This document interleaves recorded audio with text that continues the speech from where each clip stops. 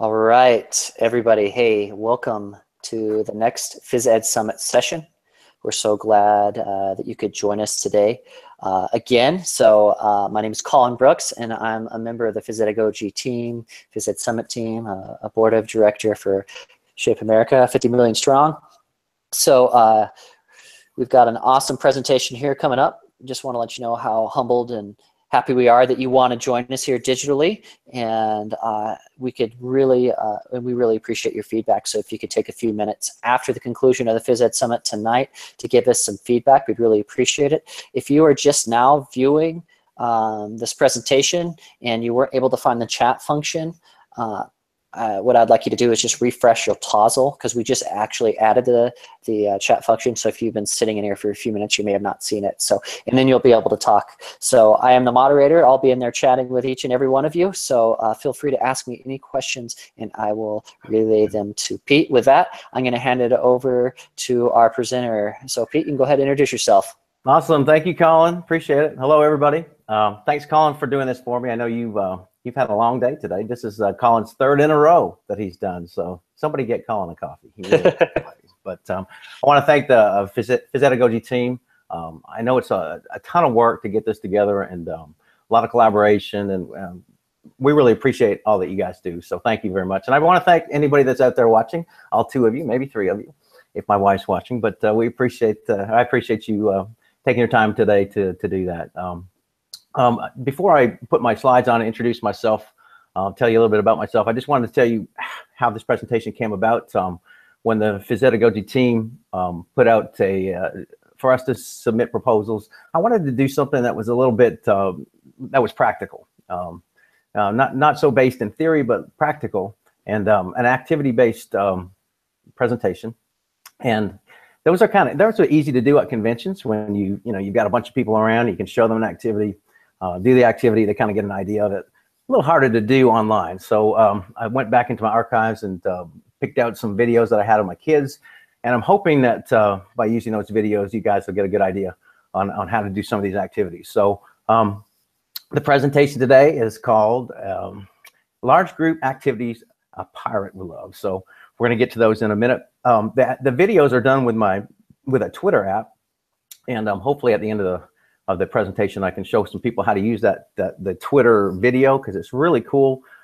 It takes short videos. You can put them on Twitter fast. You can edit on the fly. It's just a really neat way to put some of your stuff out there. So hopefully we'll have time at the end. The presentation is going to have 11 activities, and these are activities that I use for the first 10 to 20 minutes of my class.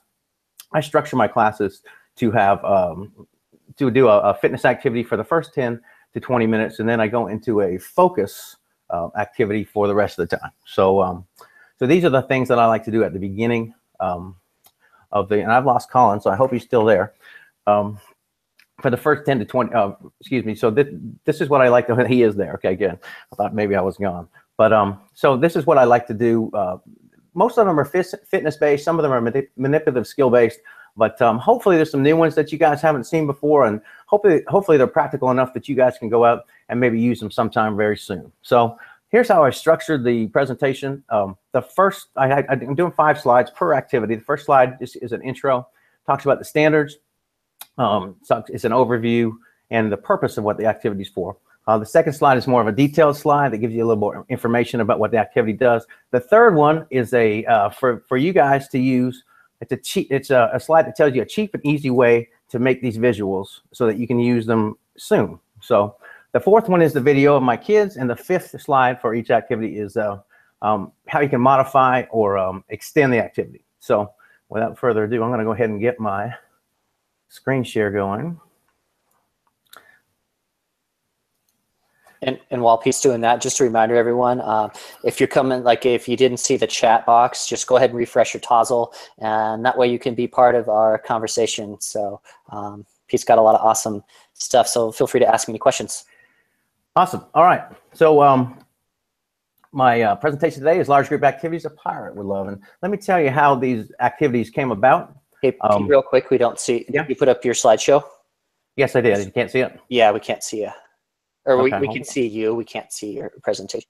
Okay. Well, let me get back to where I'm at here. No problem. So So while Pete's doing that, how about now, Colin? Got it. Yep. We got it? Okay. Awesome. Let's put it on. Perfect. All right. So my presentation is large group activities apart with love. Hopefully these activities to you will be practical, inspirational, radical. You'll see the kids are active. They're timely activities in that some of them are go with some of the things in our culture right now. And hopefully they're a little bit on the edge. This is kind of how these activities came about. I'm in my 30th year right now teaching. So I started 30 years ago. It's hard to believe.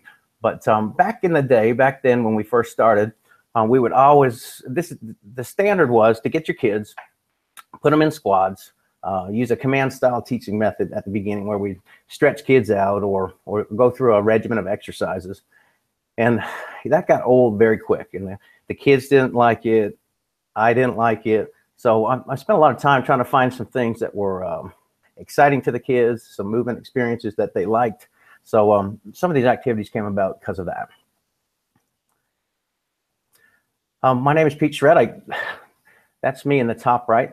Most people know me by my icon, which is down here on the left. Funny thing about that is when I asked the girl to come up with an icon for my Captain Pete, I gave her a picture of me 15 years ago and told her to make the arms really, really big. So that's definitely not me.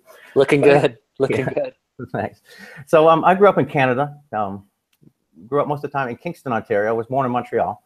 Went to school at University of Ottawa. Went an extra year in Canada. We have to go an extra year of teachers college. So I went to Queen's University in Kingston. I was a competitive water skier up in Canada.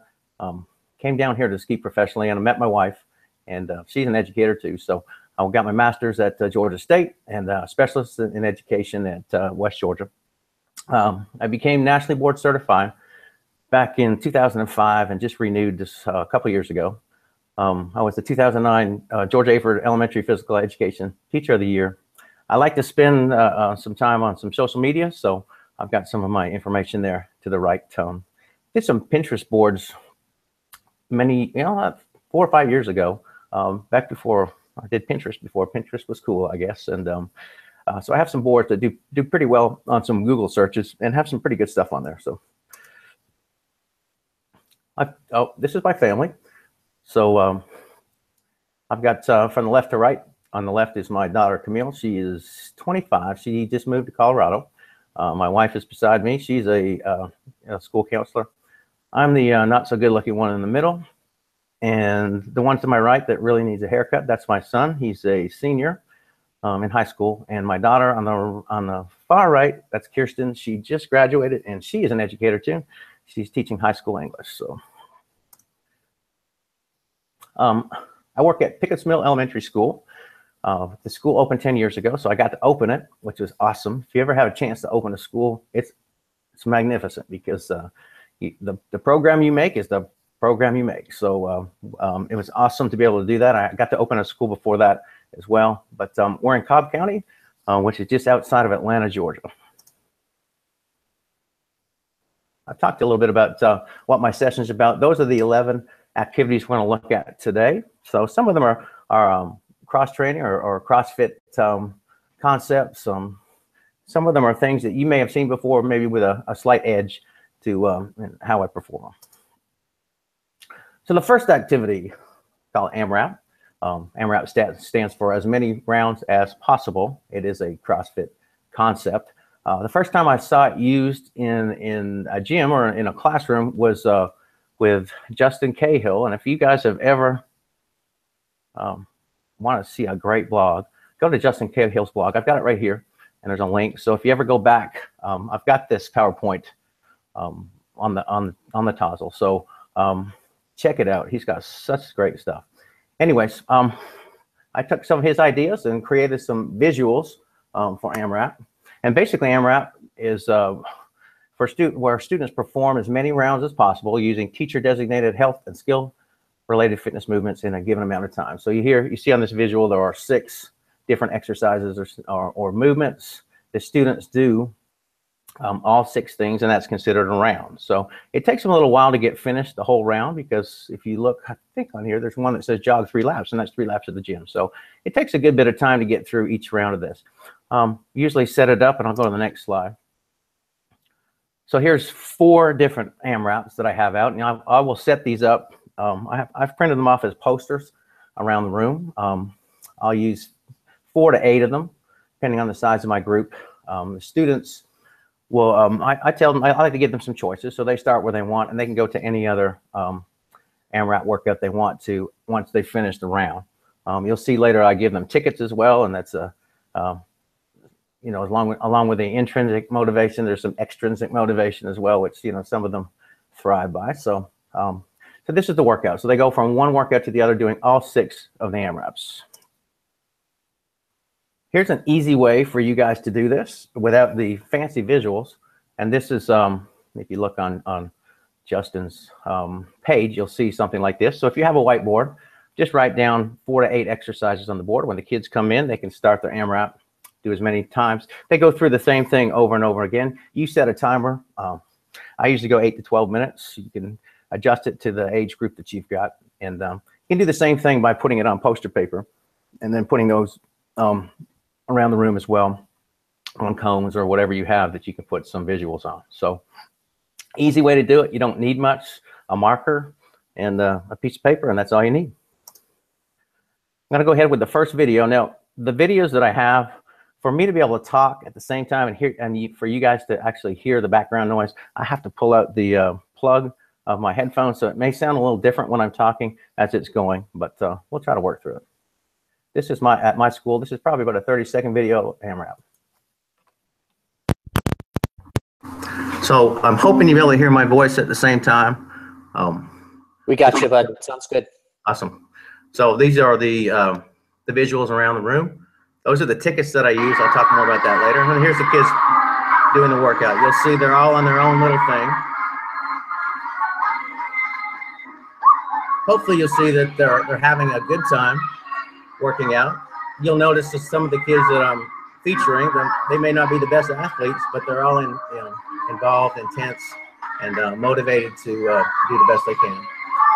And there's a ticket.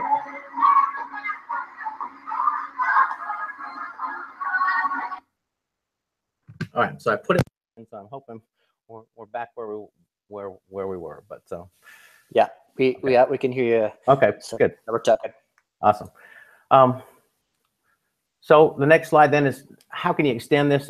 You saw one of the kids getting a ticket. So every time they do a round, they get a ticket for that. And they try to collect as many tickets in the amount of time that we set on the timer. You can use a timer that's, if you're lucky enough to have some kind of screen and you can put a visual timer up, that's even better, or an audio timer, whatever you've got. How do you modify it? Real easy. You decrease the time that the kids exercise. So if I've got a kindergarten or first grade group, and they actually do this, now that, you know, the exercises don't look the same as the 4th or 5th grade, of course, but they're moving, their heart rate's going up, they're having a good time. And, but anyways, we do that, you know, for a lot less time for the younger kids than the older kids. The next activity is the fidget spinner fitness and skill movement. This is a relatively new activity. So back in January or February, my wife came home from the beach. I didn't get to go to the beach, and she brought home one of the fidget spinners. And I thought, what is this? And you know, within a couple of days, the kids were all bringing them into school, and you guys know how much of a distraction they became for a little while. So it stayed like that for a while. And then I started looking on Twitter, and I think Kevin Tiller was probably the first one I saw that had a fidget spinner up on a screen, and he was using it as a timer. And then I saw that on some other social media, some classroom teachers were using a pie graph to where a fidget spinner would spin around. They put an arrow on it, and they would predict probability of where it would land. And then I saw the pie graph, and I thought, you know, that'd be a great thing to put some exercise on there. So that's kind of how that came about. So the overview or purpose of this activity is for the students to use the fidget spinners and a fidget spinner PE board to indicate time and perform fitness activities and skill movement activities. So the great thing about the fidget spinner is it works as an indicator. So it will, if you look right here, You can mark it with a marker or put a piece of tape on there, but that indicates what exercise to do, and then they spin it again, and that will be used as a timer until it stops again. I always have them do a baby spin first because it takes forever for those things to spin around, but if you do a little spin first for the very first one, it works pretty good. So here's 4 different boards. You don't have to just do this one for fitness activities. If you look up in the top left, you'll see some jump ropes, and they love to do it that way. Of course, with the jump ropes, now you would have to do it probably with older elementary or middle school students until they learn some of these jumps. There's a yoga board in the middle, so you can use some different types of movements or activities. You can theme them. If you look in the top right, it says muscular strength. So I've got some that mirror the health related components of fitness. The bottom right is some animal ones for the younger kids. So that's how that works. Here's an easy way to do this yourself. Download a pie graph. So I went on to Google the other day, found this pie graph in like 3 seconds. Put it on a sheet of paper, write down some exercises. You can handwrite them, put it on there, get some fidget spinners, and let them go. And the kids love it because they like to use those spinners, and it gets them motivated, it gets them engaged, and it works great. So here's my kids, and I'm going to do the same thing. I'm going to let it go, and maybe I can talk over it. So they hopefully did a baby spin, the yellow mark jump rope. So I keep equipment around the room. They get the equipment and they go to 10. And now the fidget spinner is spinning, and that's the amount of time that they're doing it. So you can use it for manipulative skills. You can use it for fitness activities.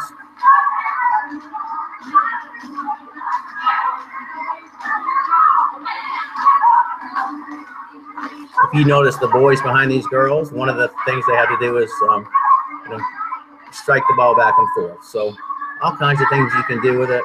Kids love it. Like I said, it keeps them engaged and ready to go. All right, if I can get, there we go.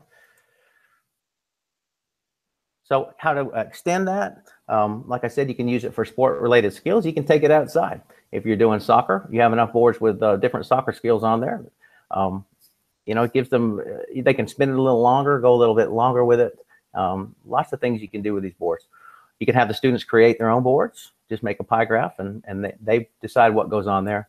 One way because those spinners really spin for a long time, one of the things I try to do is, and they learn pretty quick. Like when you're doing push-ups, you don't want to be doing push-ups for 2 minutes. So they learn how intense to spin that spinner. So you can talk to them about that. All right, the next activity is called 3-ring circuit. Some of you may do something similar to this. In this 3-ring circuit, I've got 3 things going on at the same time. Works as a great instant activity when the kids get in. So in this case, and this is standard 1, the students perform at 1 of 3 stations. So on the outside, they're doing locomotor movements. In the inside perimeter, they're scooting on scooter boards, and in the middle, they're jumping rope. So here it is again. And you can, you can make the locomotor movements work for whatever age group you have. You can make it a 4-corner thing where maybe they're walking here, and then they're slide stepping here, then they're jogging, and then skipping or galloping across there. You can have them ride different ways on the scooter board. If they're younger kids and it's jump rope and they still don't know how to jump rope yet, you can show them different things to do with the rope on the ground, or they can do non-jumping skills where they're just turning the rope. If you teach them some of those skills, like the airplane and the helicopter and the kind of things they like to do with the rope when they're not quite ready to jump. Here's it. The 3-ring circuit's easy to set up.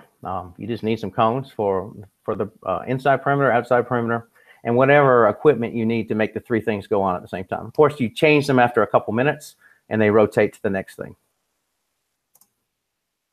Here's my kids doing it.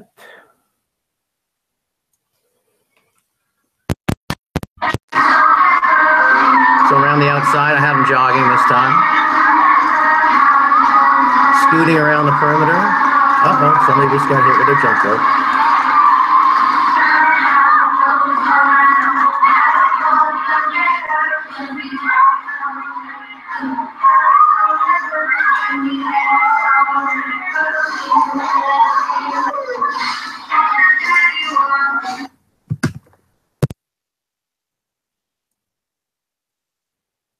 So just a good way to get the kids moving in a lot of different ways.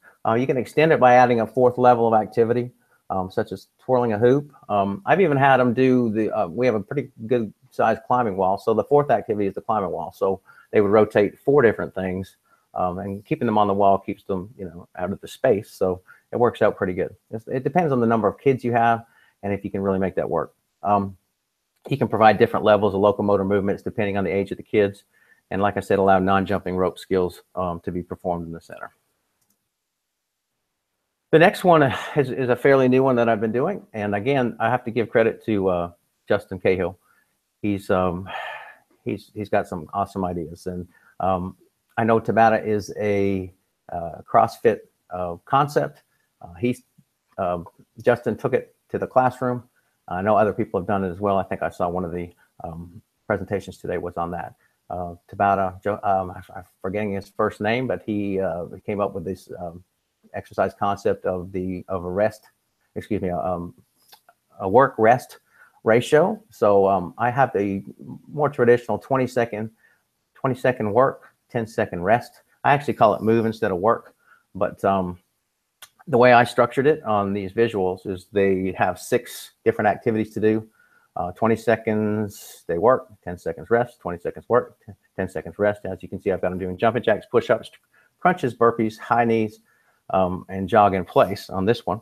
And so when they finish, so actually the overview and purpose is for the students to perform health-related fitness movements at a pace of 20-second movement and 10-second rest. Let me go to the next one. It shows you a couple different workouts that can be done. I think 3 of these have 6 different exercises on the visuals. And then I've got one on the end that I have a few that are just 2, but they bounce back and forth, like jog in place, plank hold, jog in place, plank hold, jog in place, plank hold. So kids like this. Again, they're motivated with it. You'll see them in just a minute. I use a Tabata Pro timer, and you're going to see that, and I'll feature that in just a sec. Here's an easy way for you to implement this, and actually took these visuals right off of Justin's webpage. So this is what he does with his kids. I think he writes it up on a board when they come in. So he has 8 exercises for them to do. He lists a group of 8 exercises, and they do it with a 20-second, 10-second. Oh, actually, he's got the top one. He's got a 30-second, 10-second. The burpee sandwich is a 20-second, 10-second. So a lot of ways you can vary that workout. Another way to do it, besides a whiteboard, is to project it. If you have a way to project it to the wall or to a screen, that works great as well. Great way to, students come in, great instant activity to do. So this is the Tabata. That's just my iPad. I have it on my sound system. That's what it looks like if you look at the top. So this is a 9-minute and 30-second workout. The 6 cycles were the 6 different exercises. The Tabatas they were going to do this day was 3. So they were doing 3 different visuals or 3 different things times the 6, and it came to 9 minutes and 30 seconds. There's a 10-second preparation. They work 20 seconds, rest 10 seconds. So let me go ahead and start this, and you can watch the kids do it.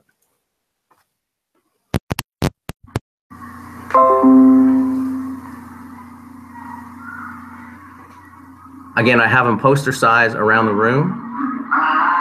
That's the Tabata Pro timer. That starts them off with the whooshes. I have them working in small groups.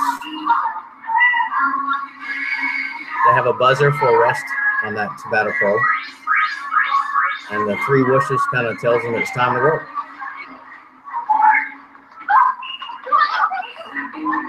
Keeps them moving, keeps them motivated. We're going to have to work on these guys' sit-ups. There's 3 whistles that come before the buzzer, so sometimes they stop a little early.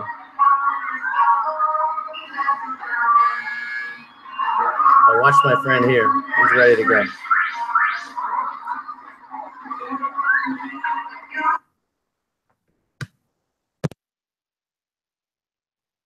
So that's the TABATA.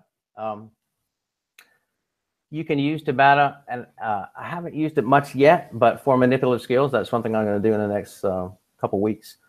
So instead of fitness, we're going to use, the visuals will be more manipulative skill based. So the problem with that is making sure you have enough equipment by each one of these visuals. So trying to figure out how to make that work is always a challenge for sure. But we're going to give it a try. Yes. Just going to talk real quick. I use that app too. I love it. And like you can manipulate the time to meet any time interval, work rest ratios that you want. So I definitely suggest that. And projecting it, like you said, is also an awesome thing. Yes. So, yeah. Cool. I have a projector, but it's kind of difficult to. I have to pull it out. I have to protect it. I don't use it as much as I wish I could. I need a permanent one. Do you have it? Did you have a permanent one, Colin? Yes, and that was something that I advocated for like 2 or 3 years, and finally, when I got it put at the top of the gym, made the world of a difference. Oh my gosh, yeah. I wish I had one for sure, definitely. Yeah. Awesome. So you can modify it by increasing or reducing the work and rest time. So depending on the age group of the kids. So it's an awesome workout. You can do it with a lot of things. The next one, it's called the Fitness Scrabble-Scramble. I'm looking at standard 5, and I apologize, but I haven't been talking about the standards. I should be talking about the standards for each one, but this one I really want to focus more on the kids working together. There is fitness involved with this, but it's also a curriculum connection because the kids are having to work together to come up with words. I know people have used this before. I do it a couple of different ways. If you notice on this visual right here, I've got the kids in groups of 3. They're doing different locomotor movements to a area. In this case, in this visual, it's a circle. They're picking out a letter, bringing it back, and they're working together to build as many words as they can. So you can have them do it in partners if you have enough space and letters. That probably works better because then they get more movement in that way. So the visuals I made were I tried to make them represent what the Scrabble letters look like. But you guys can do this. I think I put a link right here to a template. So it's easy to find stuff like this. So it's Scrabble letters template link right there. You guys can click on that. And there's your letters right there. Cut them out or laminate them, cut them out, and you're good to go. So let me show you my kids doing this activity. And principals love this. If they come in, because the kids make amazing words, and even the kindergartners make amazing words. It astounds me every time they do it. So I don't have a circle, so I just stick them all in the middle. I don't worry about what's, turning all the letters up because that would take way too long. So I just dump them all out. They have, they'll flip some over, they'll do whatever. I've got them in groups of 3 in this one. If you're one that wants more movement, put them in groups of 2. And this is how it goes.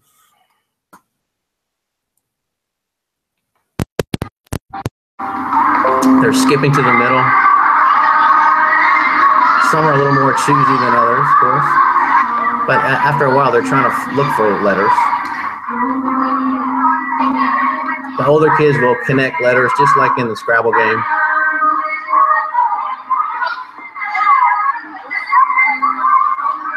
Just like that.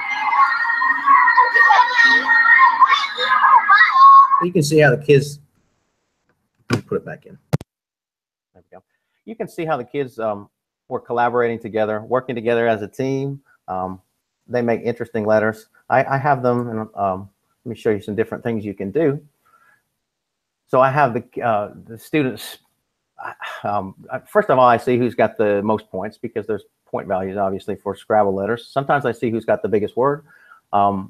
This is, by the way, right here, a word wall that I designed that's in Jason Leach's gym. And if you guys are on Twitter, you need to look up Jason Leach. He's now starting to put up some activities too, but his gym is like a showcase. It's a beautiful gym with all kinds of great stuff. So I borrowed a picture of the word wall on his wall. But anyway, so I have sometimes the older kids, I'll just make them spell physical education words that are on the word wall. Or sometimes they come up with their own. If there's sight words that kids are working on in the classroom, teachers like to know that you're helping them with that. Principals really like to know that. So that Scrabble game is a good thing for that kind of thing. One thing I do, especially with the kindergartners, is try to find out ahead of time. We have parapros come in, the kids that are good readers, and they help the other kids. So they get to be leaders that way as well. We're a Leader in Me school, so and it works great for us.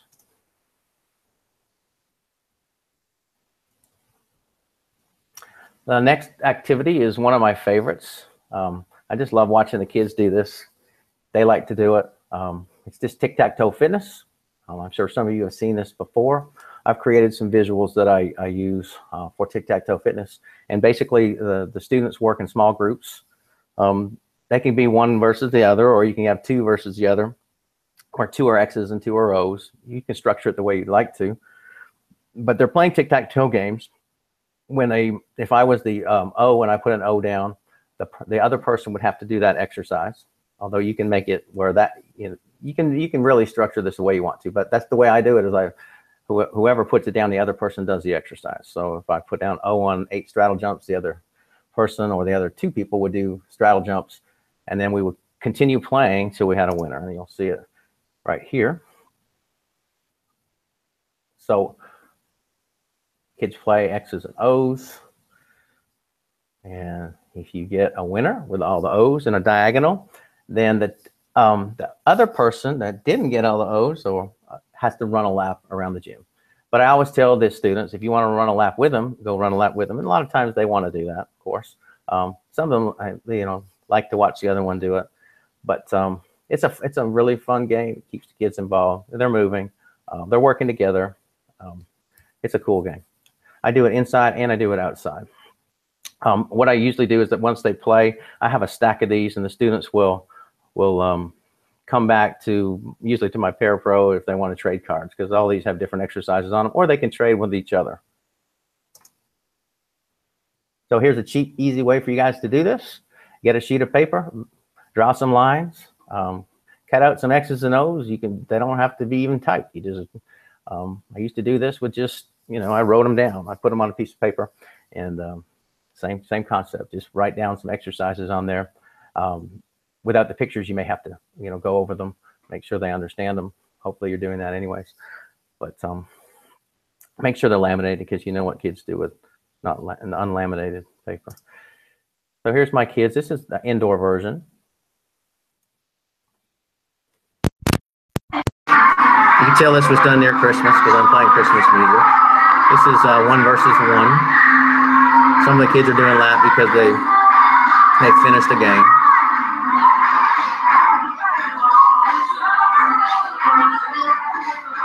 But the kids are communicating with each other. They're playing games. They're involved. They're motivated. They're happy. I think PE should be a happy place to be, and that one of our jobs is to bring joy to these kids, and I take that seriously, because I really, really love it when the kids leave saying that they don't want to leave, and that happens often. Here's just so you guys don't think I do everything indoors. Here's an outdoor version of it, and I have a little mini track back behind my gym. So same concept, no music. They're just playing outdoors.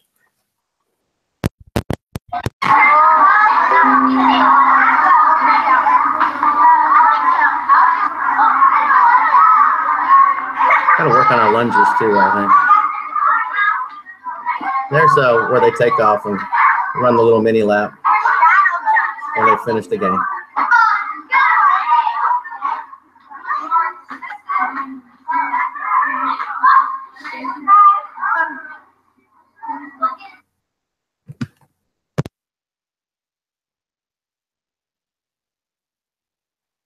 Okay, wait.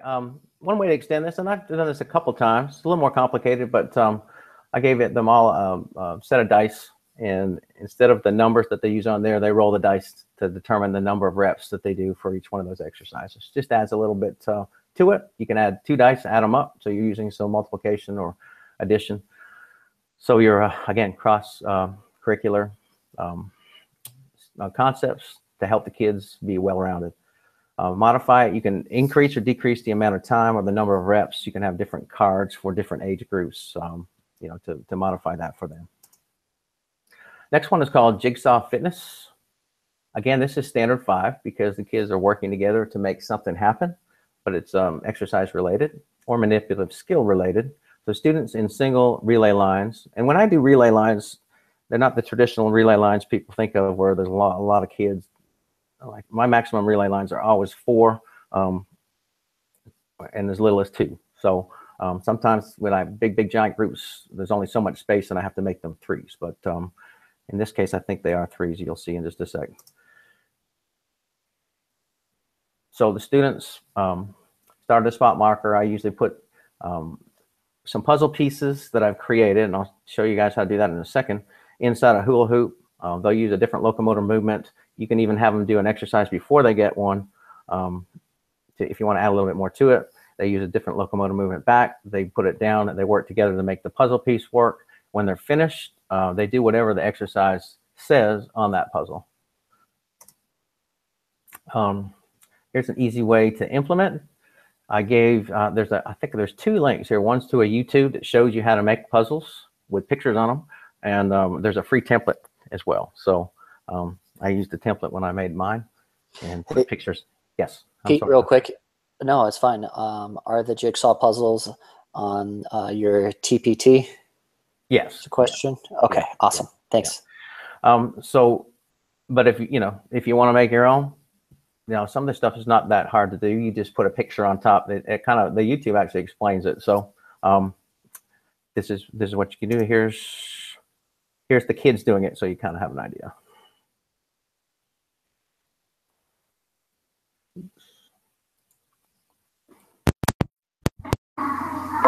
I keep them in baggies because if not, then you'll never find them. So you can vary the distance the kids travel. I'm kind of going pretty far on this one. But again, they're working together. Great standard 5. When they finish, they perform the exercise.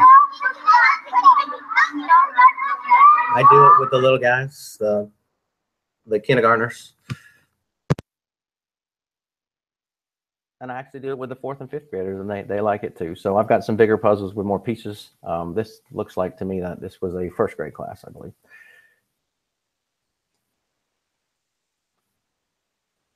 All right, so extending this, I've got some, you can make some that are manipulative skill or sports skill based. So when the kids finish and they put it together, you have some equipment somewhere that have to go retrieve the equipment, obviously, and do whatever that manipulative skill is. Or sports skill. So they love that. You can modify it. You can increase or decrease the distance traveled, the locomotor movements performed, or you can have them do, like I said, exercises before they receive a puzzle piece. The next one I call fitness blasts. This is kind of similar to AMRAP, except instead of putting posters around, I have cards made up with, again, 6 exercises seems to be a good number. So the kids, they work together in small groups. It doesn't matter to me. I don't want them on this. They can start anywhere. They can start at number 2, number 3, number 4. It doesn't matter as long as they go through all 6 in the fitness blast. And so the kids, you'll see they have a card in just a minute, and they're all kind of doing different exercises. Some of them are doing the same one, but they just have to get through all 6. And then they trade cards with somebody else, or again, come to one of us and get a different card. But it's just a blast of fitness.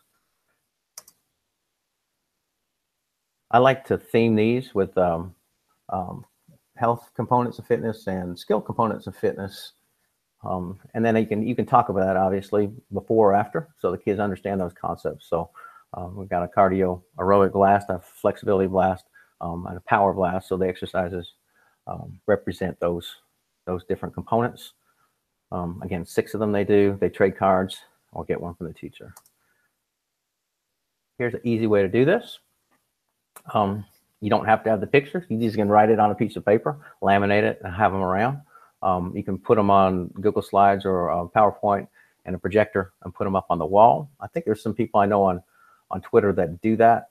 They use some superheroes up there and have the same kind of thing, so the students come in and do that fitness blast.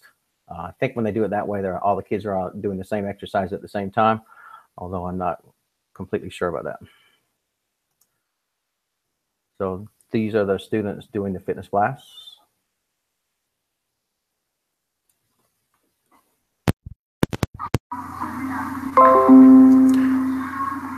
I think I have them in groups. Looks like 4 students or 3.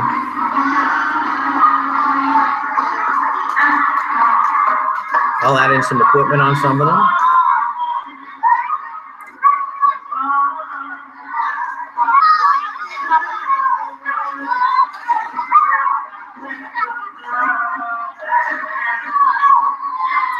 I don't think she was supposed to be using a yarn ball.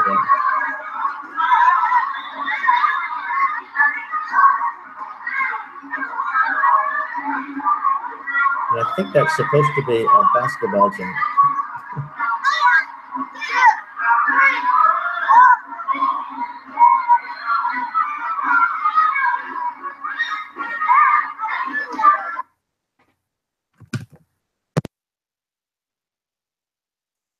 Again, hopefully you see the kids are motivated, having a good time. They're moving their bodies. Their heart rate's going up. They're working on some strength and some conditioning. So, but they're enjoying it. So one way to extend this, and I've done this a couple of times, is you have to slow it down, usually in partners, and have the kids do some peer assessment sheets. So one of the 6 things, the other student has to watch them do it and make sure they're using correct form.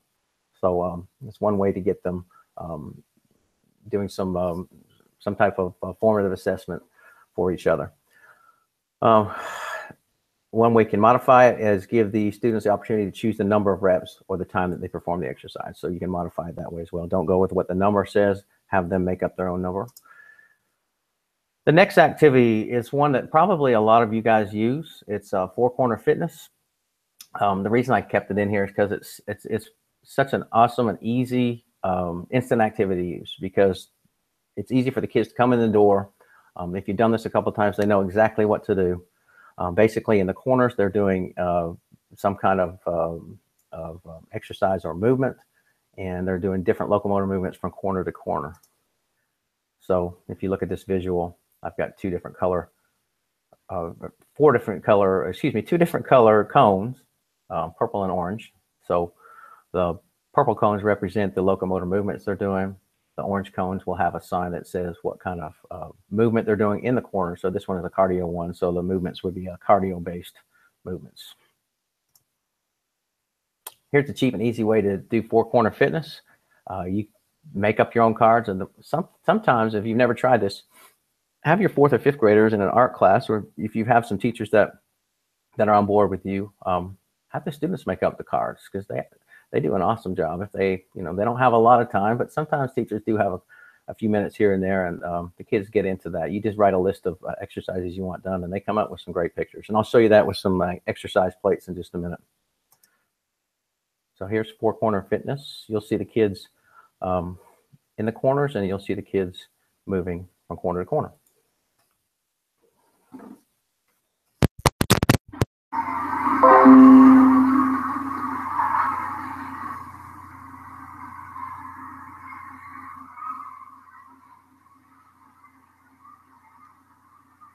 That just shows you what they're doing, and then you'll see them doing it.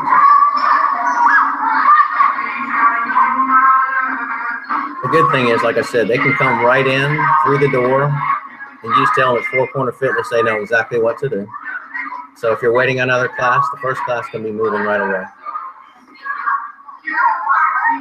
You can incorporate balance, agility, coordination.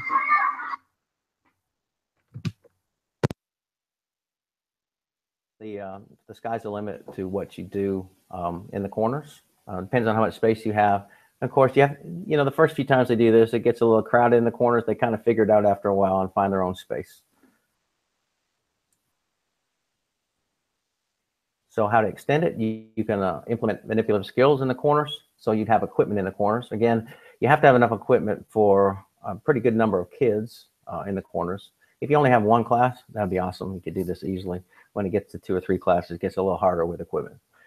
You can put a 30-second resting area in the middle of the room if you want to modify for those students that, especially if you're doing it for a good bit of time, they get tired in this one pretty quick. So give them a little rest area, have tell them to count to 30 and then join back in. The next one, again, is one that probably a lot of people have done, but again, yes. Pete, sorry yes. to interrupt you, buddy. Just to let you know, we've got about 5 minutes. So okay. if you like, yeah, if you have ones, you know, I know you got a lot of activities. They're all awesome. So if you have one that you'd like to share more than the others, just okay. want to give you a heads up. Okay, I'll go ahead with this one, and we'll see where we're at after that. But yeah. So this is exercise plates. I'll go through this fast. You guys have probably seen this before. I take laminated plates and put them around the room, and the students move. I usually go 30 seconds. I'll give them 10 seconds to get to a new one. So do all kinds of different movements. I love to do this during holidays because I try to theme the plates. Again, this is an easy way to make the plates is have the students do it. So this is an actual plate that a student did when I first got to school. I had all 5th graders make all these plates. I gave them the names, and they came up with some awesome drawings. So, and then all you do is you take that plate, you get the real thin kind, and go get it laminated, cut it out, and they're good for good. I still have these plates from 10 years ago, and they're still in great shape. So here's just a Halloween version, because I like, you know, to do things just to get the kids excited.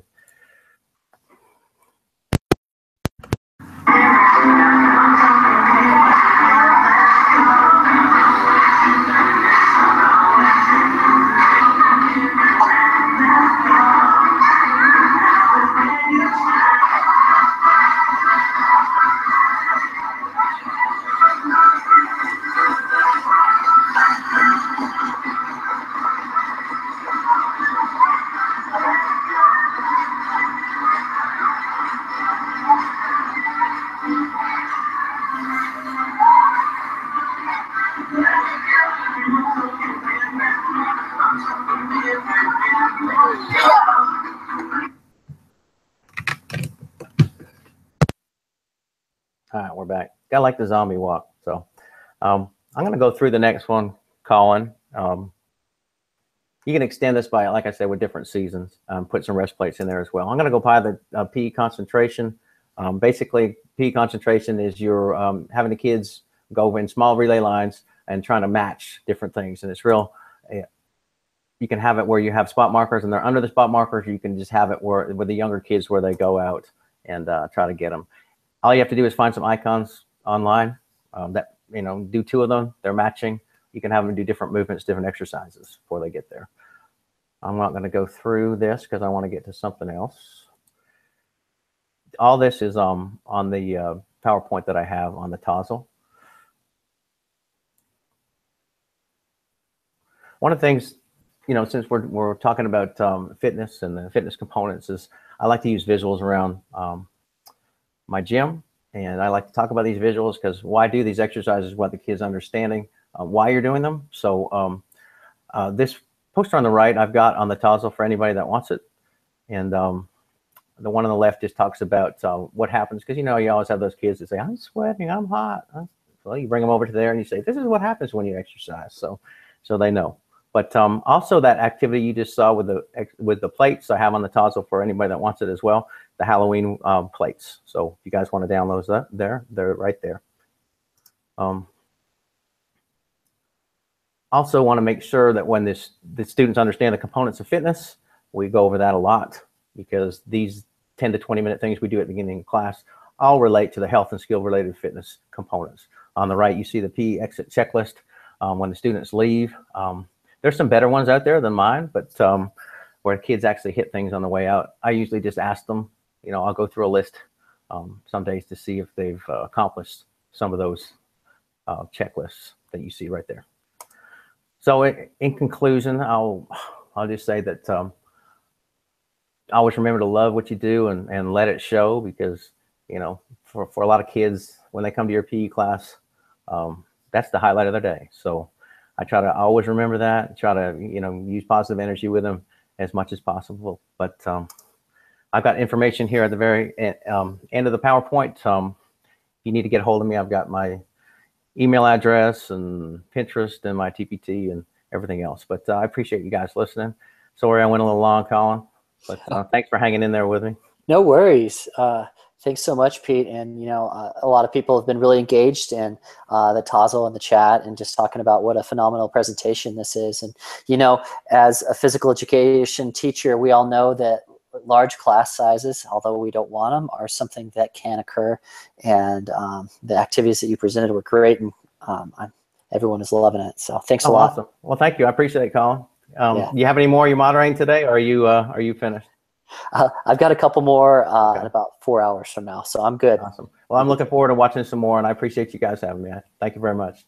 Oh, you bet. And yeah, thanks everyone for watching. And just a reminder about the survey at the end of the Phys Ed Summit, not now, but at the end of the whole Phys Ed Summit. We'd love for you to fill that out and give us some feedback about what you thought, as well as you have an opportunity to use what's called Flipgrid to give a little video reflection. We'd love to hear what you thought about Pete's presentation. So once again, thanks for joining us, and thank you very much, Pete. All right, thank you. Thanks, guys.